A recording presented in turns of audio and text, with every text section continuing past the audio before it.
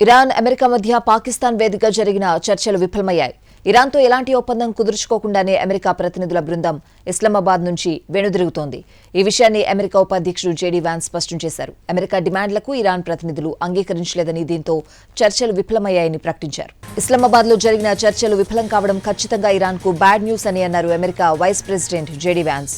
Hormuz జలసంధి తెరవాలని, ఇరాన్లో యుద్ధ కార్యక్రమాన్ని ఆపాలని అమెరికా ప్రధానంగా డిమాండ్ చేసింది. అయితే ఈ డిమాండ్లకు ఇరాన్ ప్రతినిధులు ఒప్పుకోలేదు. అటు ఇరాన్ కూడా కీలక డిమాండ్లు చేసింది. పాకిస్తాన్ మధ్యవర్తిత్వం వహించిన ఈ చర్చల్లో తమ దేశంపై ఉన్న ఆంక్షల్ని తొలగించాలని ఇరాన్ డిమాండ్ చేసింది. విదేశాల్లోని తమ ఆస్తులపై ఉన్న ఫ్రీజ్ను తొలగించాలని కోరింది. అయితే వీటిపై ఎలాంటి స్పష్టత రాలేదు. దీంతో అర్ధాంతరంగా చర్చలు ముగిశాయి.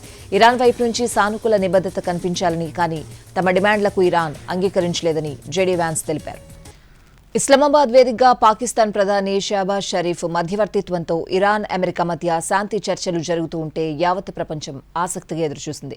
2 వారాల కాల్పుల విరమణ ఒప్పందం శాశ్వత కాల్పుల విరమణ ఒప్పందంగా ఖరారు కానుందని పలు దేశాల అగ్రనేతలు, ప్రజలు ఎదురుచూశారు. కానీ సుదీర్ఘంగా గంటల తరబడి జరిగిన చర్చలు విఫలమయ్యాయి.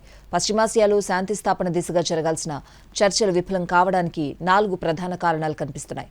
అటు కార్యక్రమంపై పట్టు వీడకపోవడం, హార్మూజ్ జలసంధిపై నియంత్రణ, లెబనాన్ అంశం, ఇరు దేశాల పరస్పర అపనమ్మకంతో ఇరాన్, అమెరికా శాంతి చర్చలు విఫలమవడానికి కారణాలుగా కనిపిస్తున్నాయి. ఇరాన్ అణ్వాయుధ తయారీని పూర్తిగా నిలిపివేయాలని అమెరికా ప్రధానంగా డిమాండ్ చేసింది. ఇందుకు ఇరాన్ ప్రతినిధులు ఒప్పుకోలేదు. తమ శాంతియుత అణు కార్యక్రమంపై ఆంక్షలు పెట్టడాన్ని తిరస్కరించారు. తమ అణు సామర్థ్యాన్ని వదులుకోవడానికి ఇరాన్ అంగీకరించకపోవడమే చర్చలు విఫలం కావడానికి ప్రధాన కారణంగా కనిపిస్తోంది. హర్ముజ్ జలసంధిపై పూర్తి నియంత్రణ తమదేనని ఇరాన్ తేల్చి చెప్పింది. ప్రపంచ చమురు రవాణాకు కీలకమైన హర్ముజ్ జలసంధి ఎవరి నియంత్రణలో ఉండాలనే దానిపై ఇరాన్, అమెరికా దేశాల మధ్య తీవ్ర విభేదాలొచ్చాయి. చర్చలు జరుగుతూ ఉండగానే అమెరికా తన యుద్ధ నౌకలను హర్ముజ్ జలసంధికి పంపింది. సీ మైన్స్ ను తొలగించేందుకు యత్నించింది. ఈ చర్య ఇరాన్ ప్రతినిధులకు తీవ్ర ఆగ్రహం కలిగించింది. హర్ముజ్ జలసంధి సముద్ర మార్గంపై తమ పట్టు కోల్పోవడానికి ఇరాన్ సిద్ధంగా లేదని తేల్చి చెప్పింది. శాంతి చర్చలు విఫలం కావడానికి ఇది కూడా ఒక ప్రధాన కారణం. లెబనాన్పై ఇజ్రాయెల్ చేస్తున్న దాడులను నిలిపివేయాలని ఇరాన్ డిమాండ్ చేసింది. కాల్పుల విరమణ పరిధిలోకి లెబనాన్ను కూడా తీసుకురావాలని ఇరాన్ ప్రతినిధులు ప్రధానంగా ప్రస్తావించిన డిమాండ్లలో ఒకటిగా ఉంది.